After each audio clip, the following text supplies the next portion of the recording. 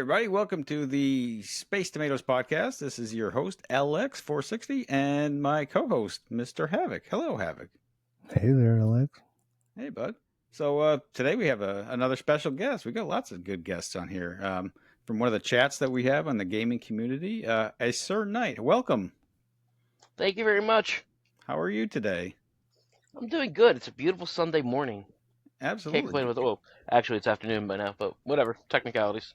Glad to have you here. Glad you showed up. Appreciate it. Yeah, exciting. Yeah, so we know each other from a game chat. Other than that, we really I don't know if we've ever played any games together. Well, technically yes. Like the beginning of my career was before you officially retired. Okay. So like I started playing in July or August of 2019, I want to say. So I got involved with some random team, like most people do. Like you get to I think level 7 or 10, and they say, "Hey, join a team." So you just kind of pick something at random, not realizing good or bad. And I realized I picked a team that was dead, and there was nothing going on within like a day or two. And I was like really active in the game because I was trying to find like an outlet to just get my mind off of things in life. And like I'm like, this game looks cool. And then I download it, and it's, oh my god, this is nothing like the advertisement. Of course, they never are they? Oh, this one, War Dragons, was really off base on a lot of reasons because they made it seem like you can customize this and that, and you can't customize anything like other than your lineup. Whatever. I still liked it. It had dragons. What could there be bad about dragons burning things down? Right. Let's be honest. So I started playing, and then I found like I was looking for a team, and I looked for the highest ranking team that'll accept me at my I was like level 19. Yeah, I wasn't even level 20 yet, and I was like, all right, I found a team, and I applied to it, and lo and behold, for some stupid reason, they accepted this tiny little player. And it was like the best move for them and me in the long run. It was Men of Honor, which I played like most of my time with. It was like not a very big team. It was a small team that stayed in Platinum 3 most of the time. And then I became like a rising star, sort of say, because like I shot up rather quickly. Everyone kept surprised like how big I was, like when being show up in chats and like in game. They're like, "Wow, you grow fast." I'm like, "This is not normal." They're like, "No, it's not," because I really like the game. And so I want to say it was before COVID, like around December. I got asked to start running raids for the Alliance Sinister, which was one of the bigger alliances, at least power-wise, allegedly, on the Dread side of things. And then from there, I started climbing up within like my own team. I became an officer, and like I became super close with my leader. May she rest in peace, Linda.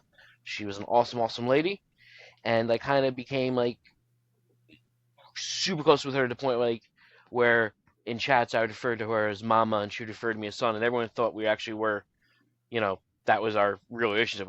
They were like, "Oh, it's so cool you play with your mom." I'm like, yeah, she's the best. And I didn't let anyone like get the sway to that. Then I started, dealing with more on like the higher level of Sinister, dealing with raids, like for the lower level teams of Sinister, like the teams in Platinum. And then eventually I got on Core somehow.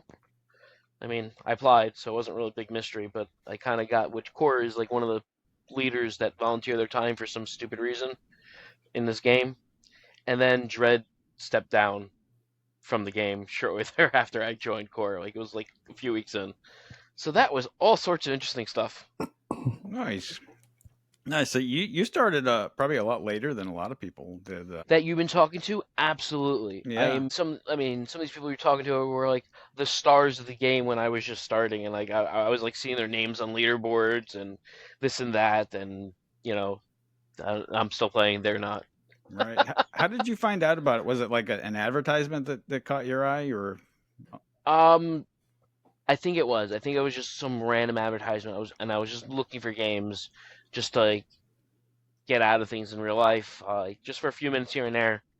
Something happened, and I'm not going into details there, but I needed some kind of like way to just veg out, like in my free time type stuff.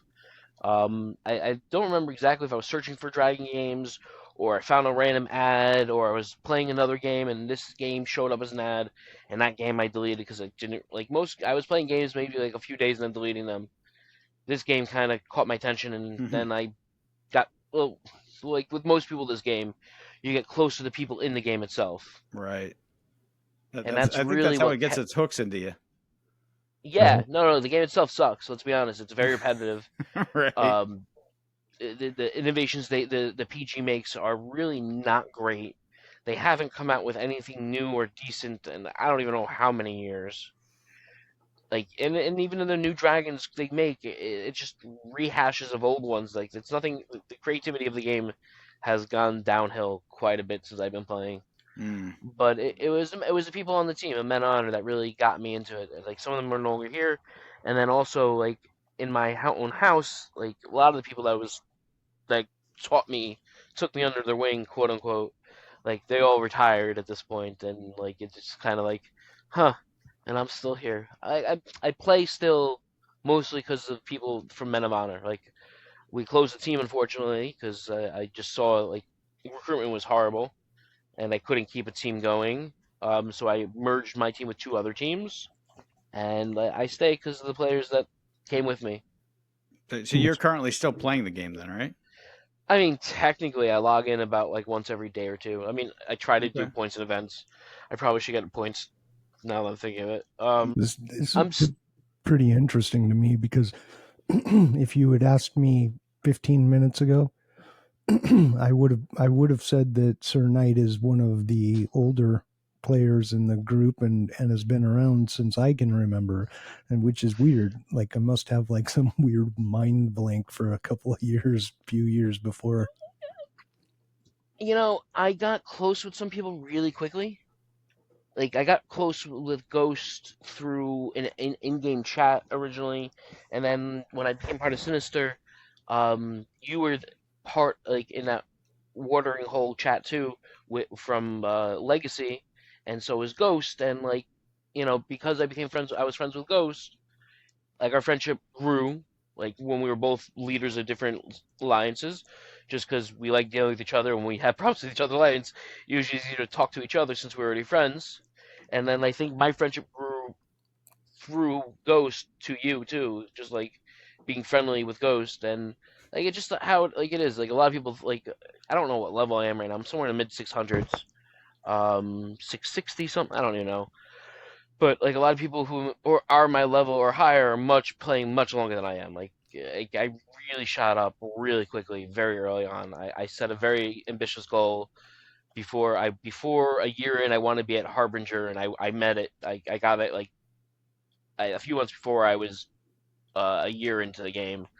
I got that goal. So it's like I enjoyed the game and I pushed because I wanted to help protect my own team because I had all these big monsters coming, and like my team wasn't very big, so I pushed myself. And because of that, Linda, like, she trusted me with a lot of the team that she didn't trust a lot of other officers, especially since like her health wasn't the best. Like, and I mean, she ended up passing away in January of last year, a few days before her birthday.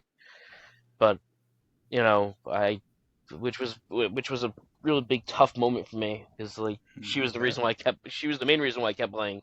She was my game mom, like, and like I would wish her happy Mother's Day, and not just like, oh, because you're a mom. Like, it was like I would send her personalized ones that, like, from me. Yeah. She would refer to me as her sixth son. That's Yeah, it's awesome. amazing how you do actually get so close to people in the game, and we were just talking about how we even knew you from the chat that we're in, and the common denominator was Ghost. To have a way to pull people together, and we're saying I friend of Ghost is a friend of ours, and that's pretty much how it happened. But yeah, Yeah, it's no, kind of networking in the game to make friends like that too. It's so I network really naturally, just how I am. At one point, I was doing a job called a job developer, which is basically like a recruiter type thing, but I okay. worked for a nonprofit and I got jobs from my clients. That's basically the difference between that and recruiting, because I didn't get bonuses or anything like that, or because we didn't charge for it. And when I was on, and after my training, like, and like I was a little cohort of like 3 or 4 guys of they're trying to see who would work out, who wouldn't type of stuff. And after the training, we would our manager like or our supervisor, whatever you want to call him, he would come with us to sites and like whatever. And he mentioned, and I brought him to an old boss of mine because I was trying to get one of our guys placed there. And when he met the guy, he's like talking with him, and my boss says like, so how is he doing so far? My supervisor's like, he's doing great. I don't know what's with him, but some people call it networking. He seems to just breathe. Like we have a client that needs XYG services, like this is their background in work. And all I know is I say, okay, who knows someone? And all I know is he's starting to flip through his phone, and within an hour, he has like 2 or 3 interviews set up for the guy already. Nice. Nice. Very nice. So you've been playing, what, 6 years now? Has it been a full 6? August will be 6 years. Awesome. Hold on, I think. Yeah. I think it was 2019. What league are you playing in now? So we fluctuate between P1 and S3. It's a good comfy So spot. the first season I played was when the first Invoker came. Like I came at the very end of that season. What was that one? Was that Namaka? No. Yeah, it was Namaka. Namaka. I remember that one well. I just remember it being the first one. Mm-hmm. It was the only one that like people considered good. Right. No, I used that one extensively for quite a long time. Yeah, everyone had such high hopes for that dragon since like that was so good, and then most of the other ones didn't really pan out quite so well. Yeah, summer 2019. I'm looking at the Neon site. Scorpa, Meglock, Dearth, Firefin, Namaka, and Chaloithan? I don't know. Chalanoith. Oh, Chalanoith. That was that weird looking. Yeah. After that was Namaka was made unuseful again, I had to go back to Warriors. It wasn't a bad thing. Yeah, so I was right when I said 19. Wow, it feels like so long ago. Yeah. I know, time flies, right?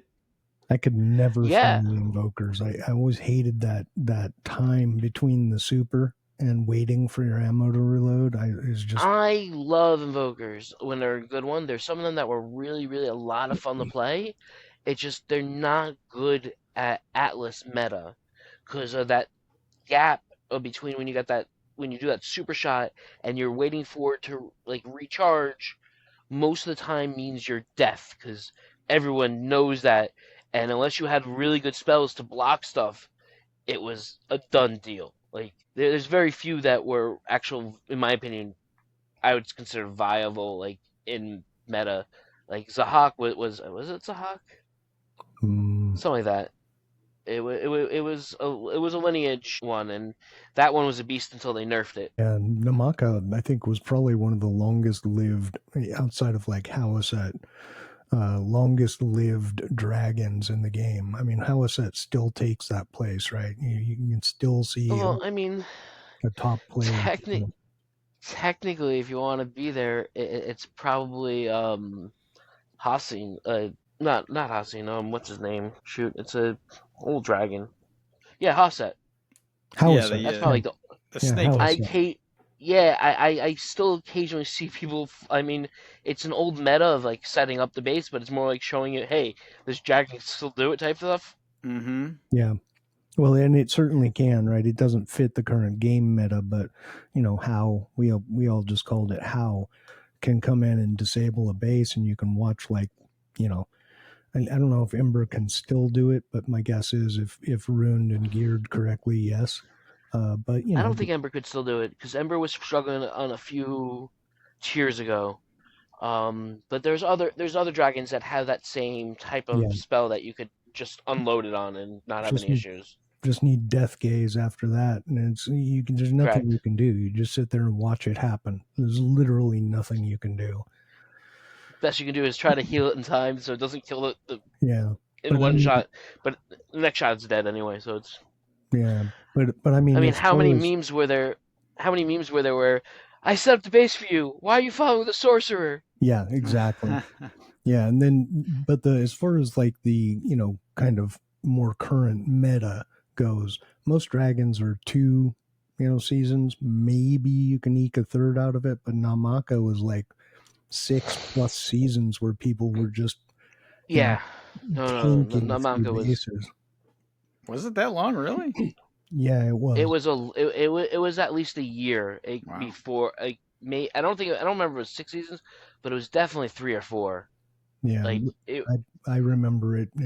Yeah, I'm pretty certain I remember 6 seasons out. It depends on the flyer, right? It's the same with How. I right. mean, How is set. 99.999% of the players just can't fly her. She's Correct. I mean, very tricky. especially nowadays, people don't even bother because it's not current meta. So why Mm, bother? yeah, I mastered it enough to be able to say, "Ah, I can do it." But like the meta was changing, and like it wasn't like setup bases were still a thing, but it wasn't what it was. yeah, Like the war, like when I started, war was already the 7 flames, so you needed to do at least 70% of the base to get the full thing. yep, So like that's where the Step Dragon really died, was on that 70% change. Before that, where you can just set up the base and the guy after you can just demolish it from 0 to 100 and you get the full flames. I think that's like one of the biggest and worst changes War Dragons did in changing the meta, besides Atlas speed. yeah. No, I'd agree with that. I miss. That was one of the things that I agree. I think it just changed the game so fundamentally, and what the dragons were purposed for, and created these. Essentially every dragon now has to be some form of a tank, right? Because now it's speed. How fast can I get through? And I have to hit at least 70% solo. And that's Yeah, the thing I loved was setting up, right? Setting up a base. There was a very distinct art to it, timing, everything else had to be perfect. absolutely. And the hunter dragons in of old were glass cannons, is what everyone called them, because it didn't take more than one, maybe two well placed shots on that thing, and it's dead. Yeah, no. Them changing that and the need for speed really it changed the meta in a huge, very quickly. I remember once, like even after the meta change, oh, what was that? There was an evoker that did this like black smoke screen as a super shot. Let me see if I can find its name quickly. But it like there was these two like I think they were like gold level dragons. Like it was green and gold, and they took out like Odin's base because of this Oh wow. in regular game. It was a regular game, but like they still like Odin was a end game player, and you have these two guys just basically like taking it apart like rather quickly. I don't remember what the name of the dragon was. Dross, that was it. I Yeah, have mental block on invokers. I just hated them. It was the worst. it it came, Like why? it came out at the same time as Lockjaw and Hosine. So Okay. like that dragon kind of it it wasn't it wasn't the festive dragon, it wasn't the discount dragon, so everyone just ignored it, which is common in War Dragons. If it's not a mythic and it's not the discount or festive, features. I mean, and most of the festive dragons are just a means to get to the draconic chest these days, anyway. Yeah. But Very cool. So where? I mean, if you don't mind me asking, if it's not a question you want to answer, that's totally cool. But where about in the world do you live? I live in the wonderful city of New York City. I am in Brooklyn. Oh Oh, wow. okay. I thought I heard that earlier. You said I think the word was taught, and it kind of came across. I was like, that sounds New Yorkish. Yeah, I have a few words left from my New York accent. When I was younger, I was doing acting, and my acting coach really beat out most of my local accents. Some words kind of crept back in as I stopped acting. Like taught, chocolate, dog. You know, Yep, there it is. those few words give away my accent. But other than that, it's you can place me pretty much anywhere in America. Like for years they did telemarketing, and they're like, "Where are you from?" I'm like, "Take a guess," and no one ever guessed because I stayed Nice. away from those words. Like Yeah, when yeah, you're doing telemarketing, how often are you going to use those words? awesome. So Oh, it, what's your favorite thing to do outside of gaming in your life, like daily life? um, my life's really busy. Like I that's why like I only have these two weird time slots on Sunday for this because like every day's kind of like its own hecticness, and Sunday's like just the only day I have time for this kind of stuff. Um, so I'm pretty active in doing Krav Maga. Oh, nice. I've been I've been doing that almost as long as War Dragons at this point.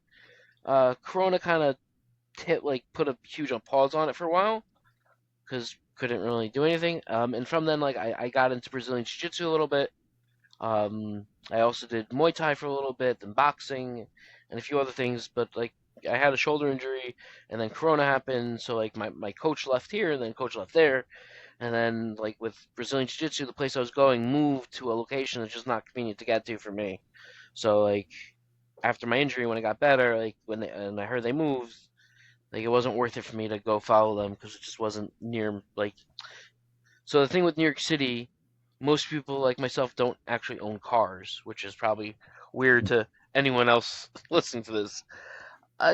Some people do own cars. Like I have some friends with cars, but like it's just more annoying because street parking and you have street sweeping and like alternative side parking and all these rules. So unless you really have a need for it, you're not going to get it. And besides the fact that insurance is just ridiculously expensive in Brooklyn, on top of that, um, Yeah, I have. and so I take the subway or the bus most places because that's where my life revolves around. And the location of my jiu-jitsu gym originally was right on the same track as me for my subway, and then they moved to another one. So for me to go there, even though it's like roughly the same distance from my own home, I would have to take like 3 trains to get there, and it would take like an hour and a half each way, and it's just like to me it Mm, didn't make it worth it. That's a long ride. yeah, I actually have a colleague. Well, I have a lot of them, but a kind of a friend that I worked with for a while, and he's in New York, and his patch is New York City, and well, that in Connecticut. But he, I was asking him about that whole thing as well because I was there with someone else, and they're like, "Oh yeah, I'll rent a car and we can go do this," and I was like, "What's wrong with your car?" And they were like, "I don't have one." And so I asked him at one point, and he said, "Yeah, most people just don't do it. It's too much of a pain, like you said, right? Parking, etc." And then I'm like, "Well, you do, right?" And he goes, "Yeah, but I kind of want to have my own vehicle." And then he goes down the road, and he's telling me a little bit more about this, and he goes, "Yeah, I'm almost done with my loan on my parking space." And I'm like, "You're what?" He's like, "Yeah, Yeah, I took out a mortgage on a parking space." And I'm like, "A mortgage?" He's Wow. like, "Yeah." And apparently it was, hundreds of thousands of dollars for his parking space, but it was in Penn Plaza, I guess. So, oh, no, that makes sense. yeah, Considering where he's located, absolutely, that makes 100% sense. yeah, Like there's an old joke. There's this guy sitting between these two ranchers, a short little skinny guy, and these two ranchers were talking. One of them's saying like the fact that he can ride his car for 3 hours without going from one edge of the property to another. The guy's like, wow, and the other guy's like, yeah, I have so many oil rigs that if you start counting them, it's going to take you a day to count all the oil rigs I have on my property. And like, wow. And the little guy sitting between them, he says, I own an apartment that is 5,000 square feet, Upper East Side, Manhattan. And if anyone knows, it's probably worth more than those two farms combined. oh yeah, Yeah, I'm Like, sure. and, 5,000 is and it's pretty just, big there. yeah, no, that's like 3 floors, probably, maybe more. Right, right. But that's that's the easy. joke, is the fact that it's just so expensive that this tiny little property that fits in some backyards of some of these other things. Yeah. No, it's Well, that definitely. was also a big problem with Corona, was the fact that everyone's stuck in these tiny little apartments in New York. Yeah, I can imagine that. I mean, out here we had all our property. I mean, to be honest, Corona, where I live anyway, it was not much changed, right? So where I live personally in the area I'm in, it didn't change very much. The local supermarket's only allowed a certain amount of people to come in at once. So like the market that's like right around the corner of my house, quite literally, or my home, whatever I call it, same thing to me. Um, it's a small market, so like they only allowed so many people in. So I would have to go further walking to like the big market where like because it was so big, anyone can walk in. But I was in office because my company was essential. So it was just like the office didn't have that many people to begin with, but like it was just me and my supervisor, and we're the only ones who came in. Everyone else was quote unquote working remotely, which meant mostly doing nothing. And like for me, like my life really didn't change much because like I cooked, I cleaned, and like I just and like instead of being in my apartment, like sometimes we'd be just hanging outside, like right outside my door, and talking to my other neighbors because you know that's what we do. And like we people didn't want to go too like in my own building in my neighborhood, people didn't care about going too close to each other, but you weren't allowed to be seen being close to each other. So like you can just stand on your doorway and with a chair or sit there and you can schmooze with the person because the next apartment's really not that far and you have your socialization face to face without masks. Right. And the subways were really nice because like if there was one other person in the subway car with me, it was a lot. Like, and if I got on the subway cart and they were like in the same part of the subway cart, they would go walk to the other end. Like they didn't even want to be near me. So I thought it was great and awesome. Like you never had the subways running so smoothly, so nicely, so clean. I was there for the first time I'd been to New York City. It was right in the beginning of 2020, right before like the COVID thing happened, and then them subways were packed when I was on there. Like, I mean, Yeah, they're always back. standing room only, and like like you're pressed together, and I mean, it was there's areas that the subways are more tight. I've seen videos of the ones in Japan where they got those guys with batons who are literally pushing you into the subways. yeah, it wasn't quite that There. bad, but close, not No. too far off. Yeah, it's interesting. I had Takes getting used to. the guy that was really angry at me because I wouldn't open like the fire escape thing to let him through, and I'm like, I'm not doing that. You know, like I don't know what the ins and outs of this thing is, but he was pretty mad. You could, yeah, if you just stepped aside and let him do it, he'll probably do it himself. Yeah, well, I wasn't doing it. I was just I bought my little card thing to get on there, and I put it through the turnstile and was walking in. And he's like, open that gate, and I'm like, oh, that gate, yeah, those people I ignore. And I did have one guy asking me for money, and I'm like probably the worst person to ask for money, and I'm like, dude, I don't have any money. He got mad at me. I had quite the harrowing experience with the New York train system. Well, it started in Connecticut, and I was there with my with my colleague, and he's the guy in New York that I was referencing earlier. Anyway, he's like, we get to the train station. He's like, okay, so you're just going to get on this train. You're going to go do this. And I'm like, what? And he's like, yeah, I'm going the other way. I'm going to go meet my family up in New Hampshire, wherever they were going. I don't know. And so he's like, okay, from Connecticut, you just take the Excella Express. You go down, that'll take you to Penn Station. You go from Penn Station, go down to the LIRR, get on your train from there. And I had to go to JFK. And he goes, just get on that and take it to Jamaica Station, then walk up steps, get on the air tram, blah, blah, blah. And I'm like, completely, I can remember Excella. That's about all I remember at this point. Easy peasy, man.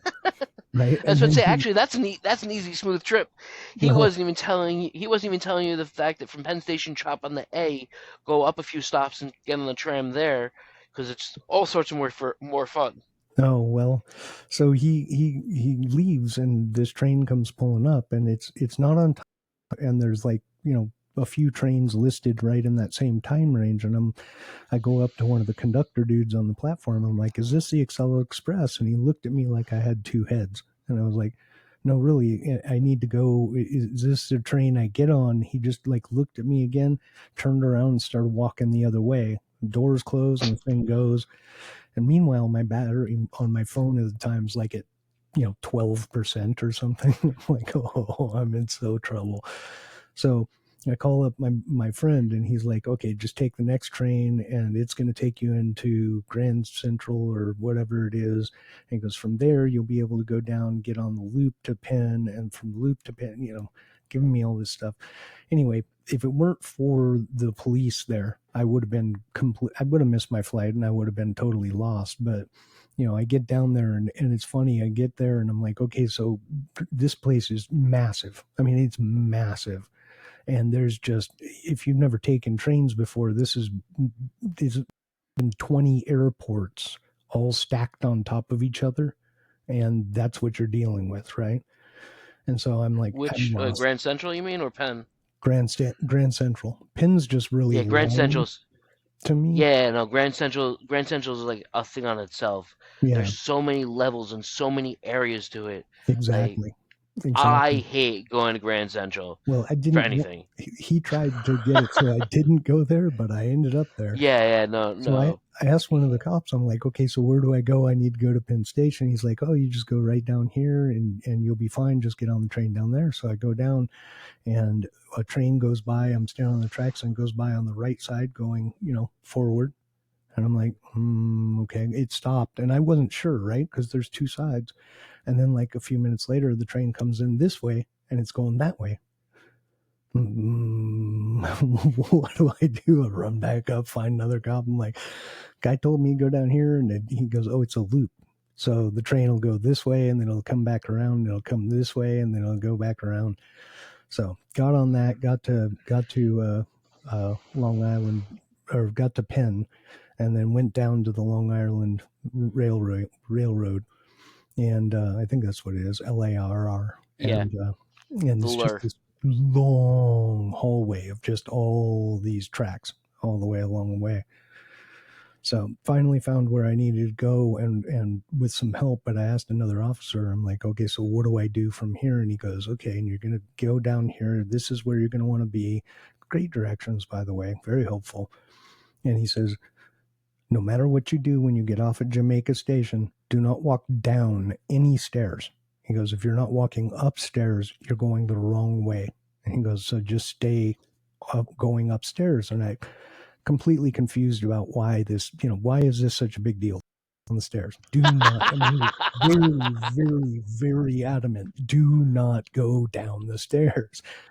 You pull Yeah, into Jamaica Station, you get a real quick, rude awakening of exactly why going down the stairs is a very bad idea. So if you've ever seen like the projects on like a movie, with like the gangster side of New York or whatever it is, that's where this is.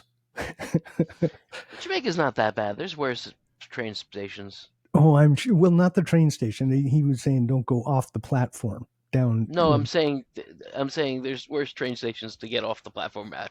Oh, all right. Well, for me, being completely carrying my rollerboard and my backpack and everything, he was like, "Yeah, you're not gonna have a good time there." Yeah, New York's an interesting place. Like, where I live is perfectly fine and safe, but if you go about 5 blocks in one direction, about 7 blocks in another direction, it's completely different.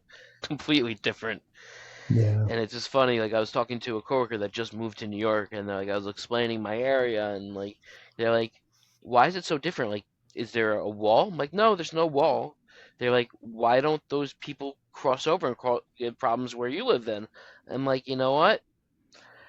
Partly it's the police, partly it's like safety patrols that live in the area, and partly is like there's just like an invisible fence. They're just they'll stick out like a sore thumb, and like whatever they're doing is gonna get caught real easily. So unless they have a reason, they don't want to be here either. makes sense. Like, it's just funny. Like, it's literally just blocks. It's not that far. And by blocks, I mean like, walkable things, not probably things that you guys have of blocks. Well, yeah, I mean, a country block can be quite a long, long way to the next crossroad. Yeah, I was about to say you're somewhere in the south, I believe, Havok. Like, in the middle of Yeah, nowhere. North Carolina, middle of nowhere, loving it every Yeah, I day. couldn't remember if it was north or south. And Alex, you're in like northern Florida, yeah? Central Florida, yeah. Oh, okay, fine, Yep.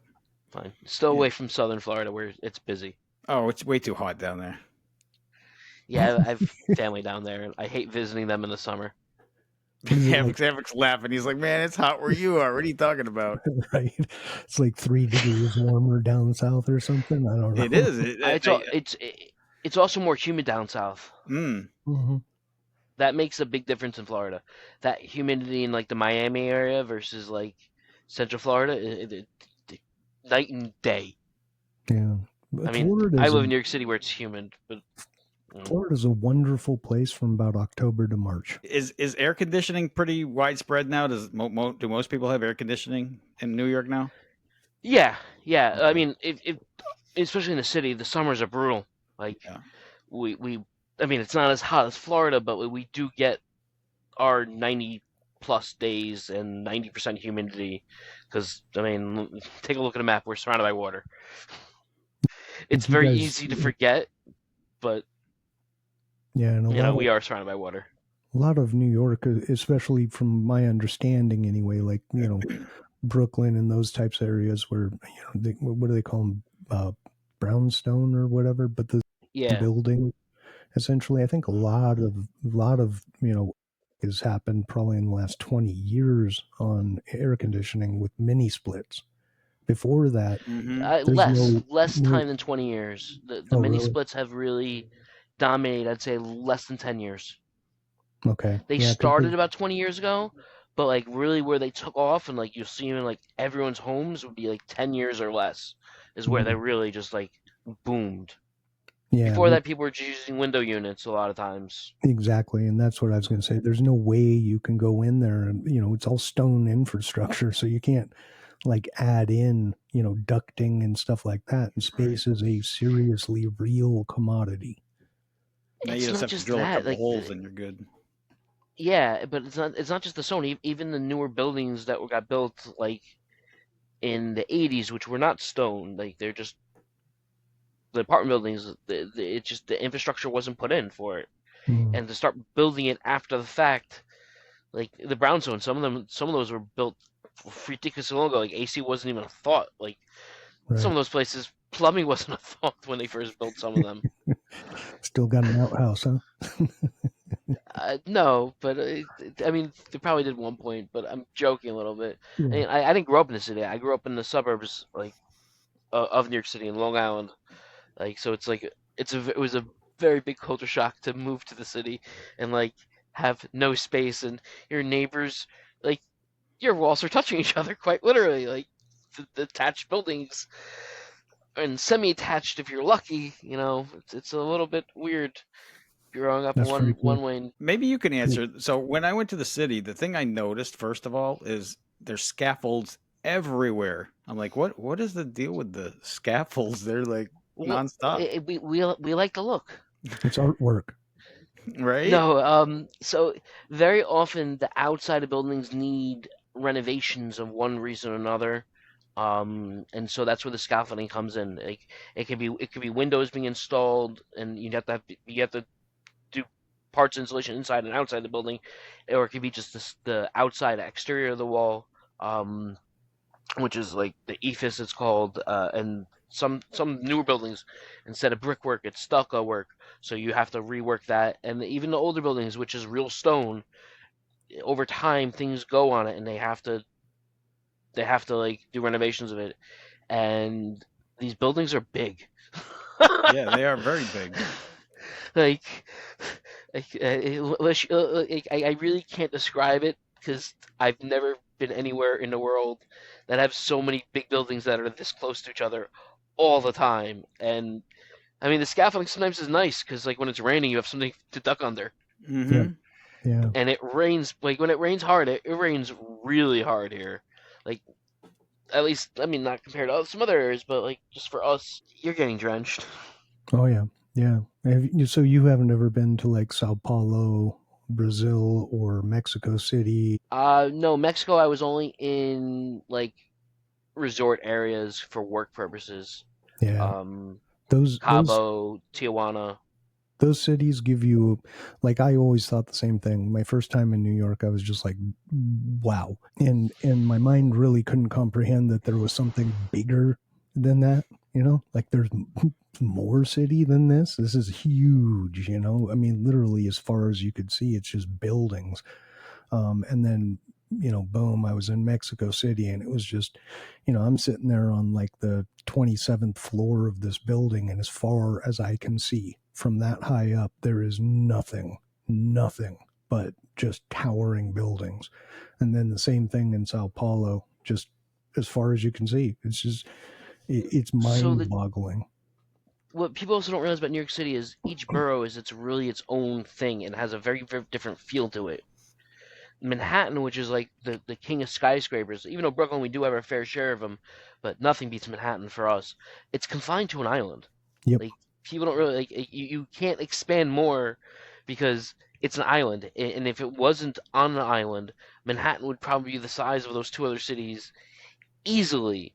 But because it's an island and so like in Bronx is to the north, and and that's the only thing that's actually attached to mainland America is the Bronx. Everything else is islands. You have Staten Island, which kind of gets ignored by most people in the city because it's its own thing.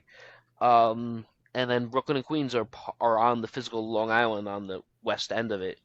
Like it's all islands and just everywhere. Like you taking bridges and tolls is normal if you got to leave.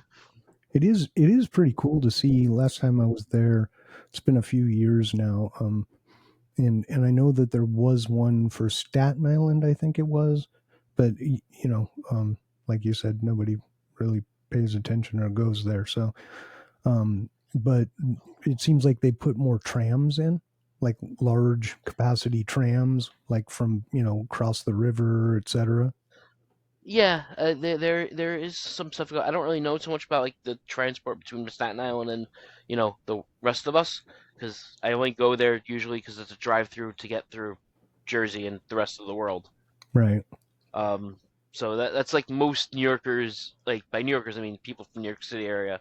That's their view of Staten Island. It's a way to get through to the rest of the country if you're driving. Yeah. And we don't have to get started on Jersey because being a New Yorker, you just technically don't like Jersey because it's Jersey. It seems to I be mean, almost universal, though. To be honest. so when your whole state is a suburb of New York City or Philadelphia or both, depending on where you're living, I don't know if you really can call yourself a state. That's hilarious. So hey, was War Dragons the first mobile game you ever played, or was it just an add-on? Or No, this was like the first game it's the first game I played more than like a week or two, maybe a month in. That like caught my attention and kept me in. I played a few other random games. Some of them I don't even remember the names of them, but like mostly a lot of them had to do with dragons. I like dragons. I'm a big fantasy fan, like reading. Um, I same mean, here. I devoured the Dragon Riders of Pern series. I mean, like most people in this community who has an obsession with dragons, most people picked up one of those books at some point. Oh yeah, no, that was a great series. I remember reading them when I was, gosh, I must have been, 14, 15 or something like that. So just about 10 years ago. Yeah, something like that. We'll go with 10. Did you know that there's a War Dragons book? No way. There is? Yeah. Are you kidding me? Yeah. Yeah. When the game first started, they had these couple guys. They actually had them on the stream. They a novelization of the mobile game War Dragons. What did they That's just funny. take all the lore and make a story out of it, or? Yeah, actually, the first great contest, like the one where the original Dread Avatar, there was like 6 teams that won their own avatar, and they won a mention in the book that was part of it. But it's called War Dragons: All Things Must Burn. I heard it was pretty kind of not good, but I don't know. You can download it free on like Kindle or something. I'm not that interested. Yeah. I don't know. So I have one question for you, Alex. Yeah. So that dread symbol, that's on every single PvP thing, like the island that pops up for PvP. Mm-hmm. Was that put there for Dread, or did Dread take that from that? I think the banner you can just choose when you create a team, but I'm not really No, sure. No, no, I'm not the saying the island. banner. The The island that event pops up. island that pops up. You know where your home is, your base, right? Where like your end buildings are. Where That's the that last gold, thing you like kill. the gold throne thing is? The gold Yeah, thing. no, Yeah, Yeah. that was put in there. Yeah, that was part of that Okay. contest thing. That was the Got it. I second. wasn't That sure. was the second great contest or whatever they called it. Got it. I wasn't sure if that was from, like, did you guys take it from that, or did the company before PG put it in for you guys because you won something? No, PG put it in there. That was based on that second avatar. Got it. yeah. There were Yep. 6 of those great events or something. 7? Two real big ones. The first one they gave out 6 avatars. I That's don't the even one where remember. LD and Dread and In these. Royal Road and Japanese and That was the second one.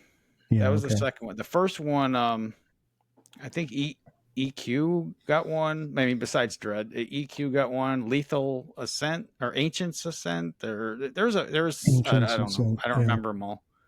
Yeah, that would be Ancients Ascent. AA. Yeah. Yep. Yeah, Lethal was later on where they were really. I just don't. In the beginning days, don't recall Lethal Descent being really anything that anyone had heard of.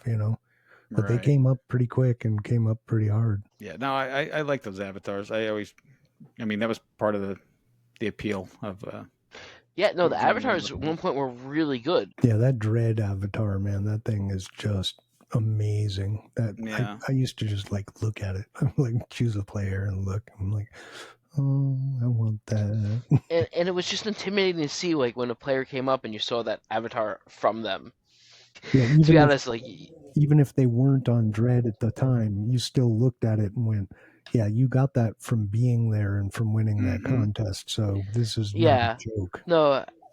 So, like, I remember at one point someone in my T5 was an alt for not like a major big Dread player. I don't remember who it was, but their account was on Dread, and like it was the first time someone in Dread dropped on my castle to defend it. Because like this player's alt was my T5, so like he saw the fact we needed help, so like his alt couldn't handle it, so he brought in his main account, and all of a sudden everyone that was attacking us vanished. Nice.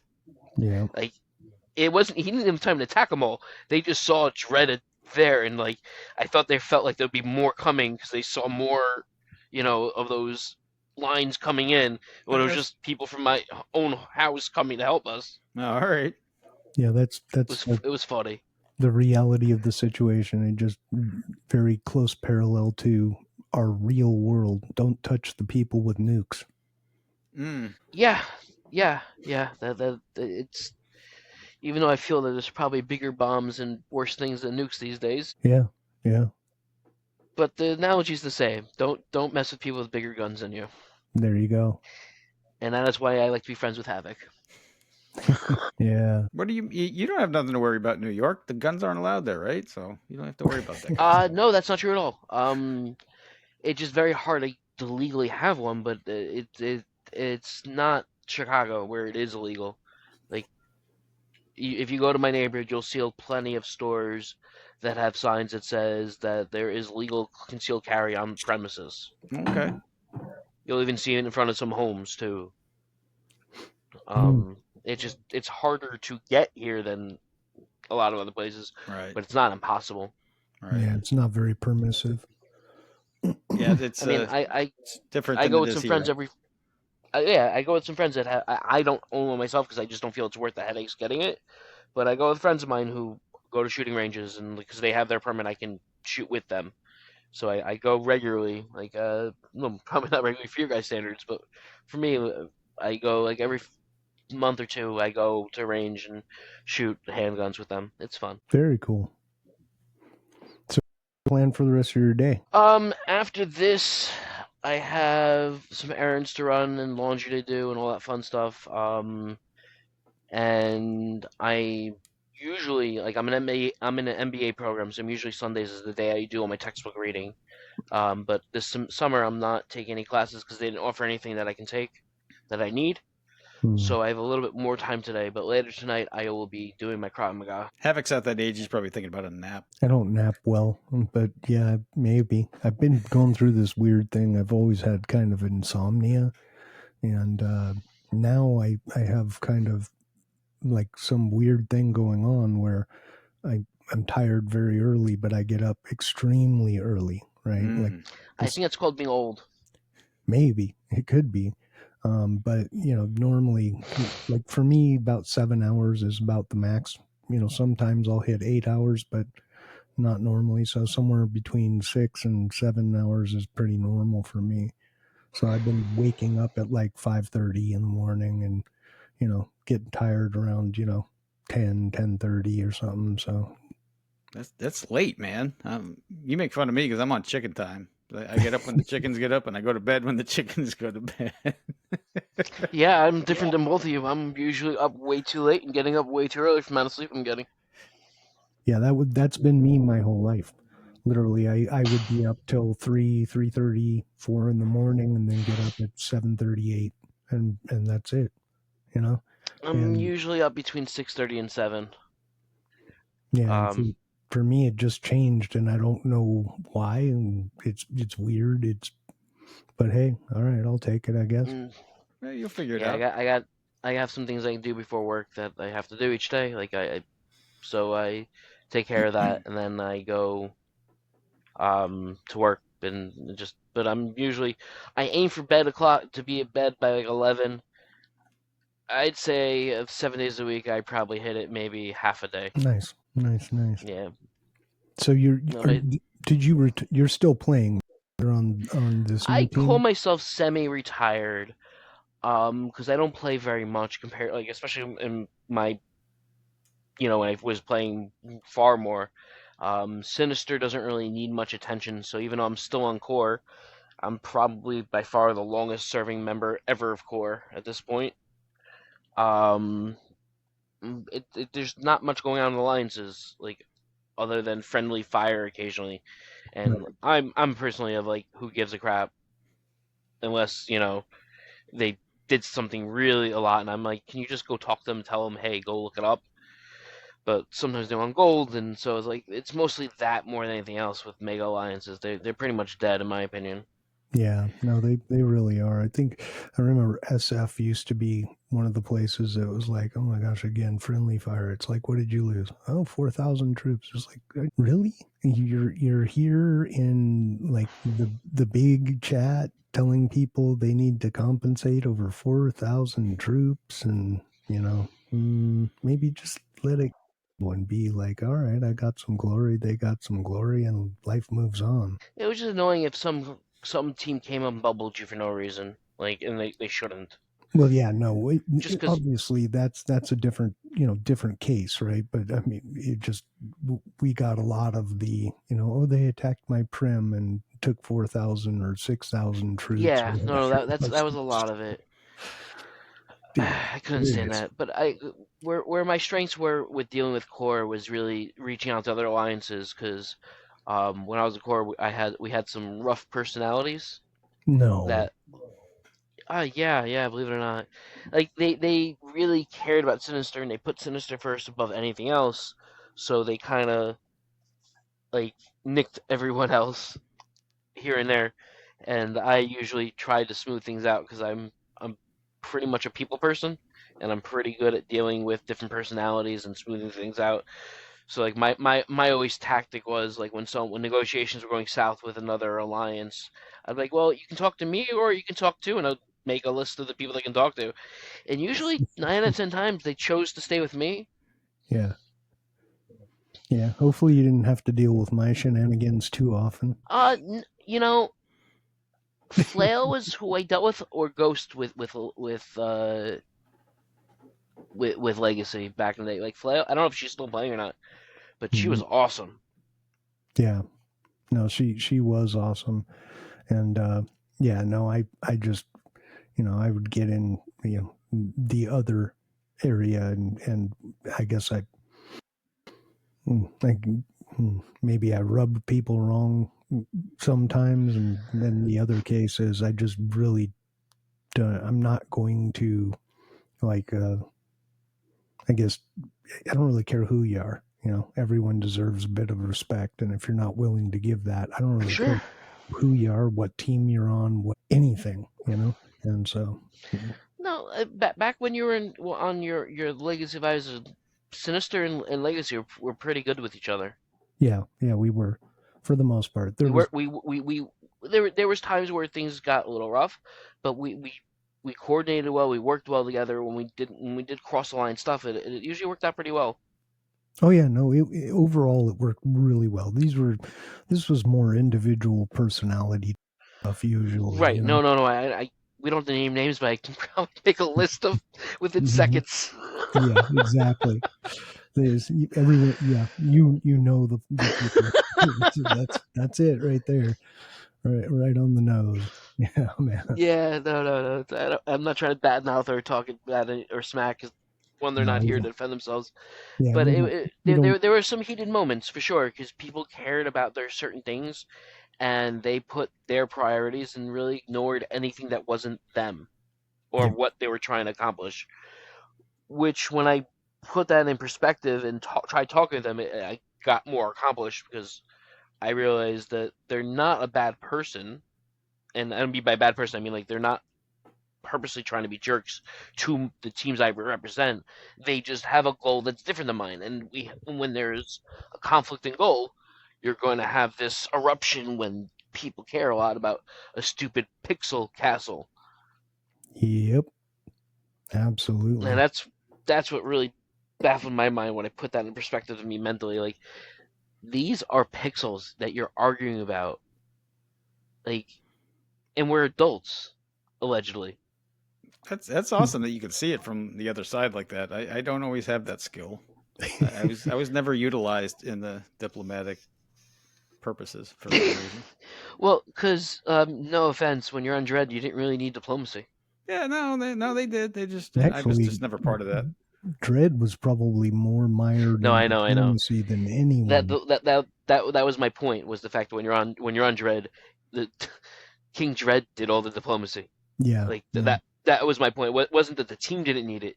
His players didn't need it. It was between him and Flighty Right. that did all the diplomacy, and they were, if anything else, they were brilliant tacticians of dealing with teams and getting teams to get along who would not normally get along, partly out of fear of them, but like it was partly respect too. Like I had a lot of respect, and when you Alex, when you and was it Kronk Croft, yeah. had that, yeah, Croth, when you guys had that podcast with King Dread and Flighty, like after the retirement of Dread, it was like really mind blowing just to see the, well, not see him, but at least listen to the people that were behind this and like just like the Right. whole progression. It was really cool. Maybe we have to see about getting them back on. See what they've been That would doing be for the last. What, it's been almost 4 years now? 3 years? 4 years? probably, no, it's probably more. I Really? think it's closer to 5. Has it been Wow. that long? Yeah, because I got on core. Like when I got on core is when everything went to the crud on the Mega Lion side. Because like when Dread stepped down, it was like, oh crap, what are we gonna do? Like, are we gonna stay together, not stay together? And then it was like, okay, we'll stay together, and like we'll wait on Dom to see who's gonna be the new. And then like Dom's like, no, we don't want anything to do with you people anymore, which was hit or miss true. Like in hindsight, they did do some things, but not quite on the level Dread did, and they did their own ways, and then they had their own infighting and like whatever. That's not me to say. It's just like an outsider looking in on that stuff. But like from my point of view, it's like, oh crap, I just got appointed to lead this alliance, which is doing really well with all these other alliances, and now the dad is stepping away, who kept order. Yeah. It kind of, it was one of those let's do the diplomacy thing unless you would like some character building. Yeah, yeah, yeah, and like I even saw it a few times when like the little bit I was in that chat with all the other alliances. Um, and I saw Dredd a few times, and he didn't even use the name Dredd. He had like a different name for line. I think it was Travis Lancaster or something like that, which was an old player name of his. But like, I didn't even know who this guy was. Like, I'm like, who is this guy? And like, then I read and chat more. I'm like, oh, okay, that's King Dredd himself. I'm like, oh, okay. Now I see why when he says stuff, people just like listen because like he's worked with them for years and they respect him and like Yeah. and he had his way and he was really good at managing those egos in that chat. No, he's And definitely talented. yeah, no, it's very talented. And like, the reason why I'm able to see this outside thing is because the various jobs and I've had to deal with a lot of different personalities and like I've done management. And when you're managing people, like I don't care what area you're working on, your people skills have to be top notch. And that's, in my opinion, it's more important than being really good at your job is being good with people and managing them because you have egos and you have issues and personality conflicts and to be able to see these things before they erupt and diffuse them beforehand really makes a huge difference. I might need to get some lessons from you on the side there.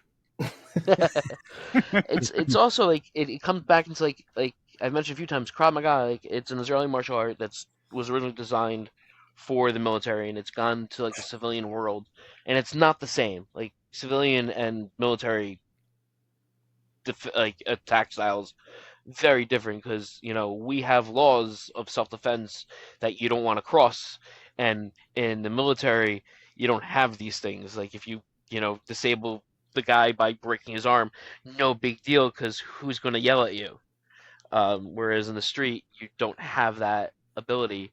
And what they really drill into more than anything else, at least the school I go to, the teachers there is being aware of situations and de-escalation.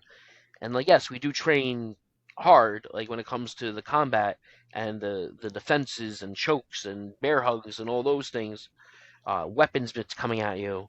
But they really, really, really harp into like chaos going on. Like when you're sparring with your partner, they'll make it close quarters, so you're going to be bumping into the pair next to you, and you have to be socially aware to not bump into them. Because and also like where de-escalation comes in, talking it out, like noticing the telltale signs of body language and things like that, and the psychology behind the things of like someone going to attack you with a knife versus someone holding a knife to you. If they're going to attack you, they're going to attack you. If they're holding a knife to you, they want something else. So you can negotiate with them. You can talk to them. They want your wallet 90% of the time. So give them your wallet and throw it the other way and then run. Like that's a lot of it is just and living in New York City. I've had to walk through some rather unsavory neighborhoods, especially when I was living on Long Island, because like the subway was much quicker to go this way, and I was working late at night, and it was about 2 blocks I had to walk from the subway to the Long Island Railroad, and it's probably one of the out of the crossings for Long Island Railroad, it's probably not the smartest place to be walking at night, especially when you're short like me and not very intimidating looking. Um, and I never had any problems. Like someone I know is like they're like you walk there every night. I'm like yeah. Like they're like at night. I'm like yeah. It's like I walked there for 2 months. I got mugged 3 times. I never had any problems because it's about how you hold yourself.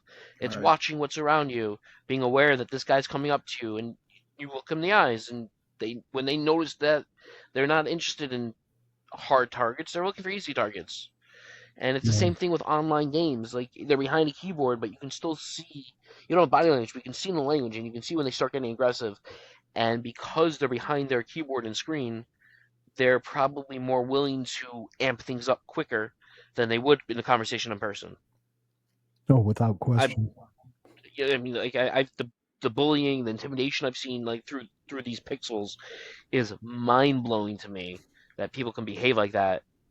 And I always treated the screen as like talking to someone face to face. Like I want to treat them respectfully and well, and that's probably why I'm relatively well liked even by like my quote unquote enemies. I have a number of friends in enemy alliances, enemy teams that I've built really good friendships.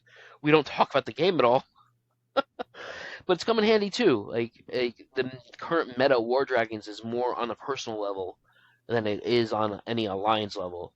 I was having a problem with an enemy team because they kept hitting my castles, and like I was friends with the leader for years, like nothing to do with War Dragons, just strictly through line chats. And I hit them up, and I'm like, is there purposeful targeting? Like, what's going on? She's like, oh no, you guys are just good glory for us. And like, I put one castle on. She says, but like, I noticed my officers put 5 more of your castles on. And so like, I report like this is my new team. So I talk to my leader and say, look, I spoke to the leader. Like, reach out to her, and she put like in an in-game chat like to, hey, can you talk to your leader because we're trying to negotiate. And that team felt like, oh gosh, we did something we shouldn't, so they took us off their list completely. We moved the chat the line, and because I was friends with this person, we were able to have a good communication, a good laughs, and we have a good like we attack each other still occasionally, but it's nothing crazy like 5 or 6 year castles being bubbled overnight because you're sleeping. Like, it's all good fun. Like, you're like people trying to have fun and enjoy it, and you don't have to ruin it. I mean, there are plenty of people who want to ruin it and like dissolve teams, and but at this point, in my opinion, that's just more harm to the game than anything else. Yeah, no doubt. It's dwindling a bit. So Yeah. we're getting close to wrapping things up here. We like to ask one question. You probably Okay. know what's coming, but if you had one person, only one person that you could shout out from the War Dragons community, who would it be? I knew this question was coming because I've heard it from the other podcasts I listen to. I'm not quite sure who I'd want to shout out to. I mean, it's tough. Like, I have a lot of really, You gotta I have a answer, lot man. of, yeah, I know, and I can't pick Linda. She's no longer living. Actually, no, I'm gonna go with Linda. Dragon Queen 928. She'll get my shout out. Awesome. Nice. What Like team was she leading? Men of Honor. Men of Honor. Awesome. Yeah, that was the team that took me under the wing for most of my career until our merge out. So, I mean, technically, I've been on 3 teams. I don't know if I can count the first team since I was on it for like literally 3 days, maybe less. But so I've been on like all these years, 6 years and 2 teams. I think is not so bad. Nice. But I mean, and if I can't shout out to Linda, I don't know who else I'll shout out to because I would probably annoy people if I didn't shout out to them. So I'm just gonna stick with Linda. That's awesome, man. It's your shout out. You can shout out whoever you want, and if they're annoyed, well, they can always leave a comment below and tell us. Hey, comment either way if you're happy or not. That's comment. Right. Smash that like button. Hit subscribe. Or don't, whatever. Yeah, we don't. Yeah. It doesn't. I have one question for you guys before we're wrapping up. You may have covered it, and I didn't like. 'Cause I didn't watch all your podcasts. I just watch random ones or listen to them because I listen to them while working a lot. How'd you come up with the name Space Tomatoes? That was me. Not surprised. So I had someone make some avatars for me, and I just told him go off and do something you think is fitting. I'm into gardening. Alexa's as well, but I'm into gardening, and at the time was posting a lot of photos about of my gardens and the the harvest and things of that nature. And they came up with this thing because I'm also, I guess kind of, just an interesting character all around, a bit spacey in general as far as just being broad topic, etc. So they came up with one which was an astronaut growing tomatoes in space, and I ended up using it for a presentation at work at one point.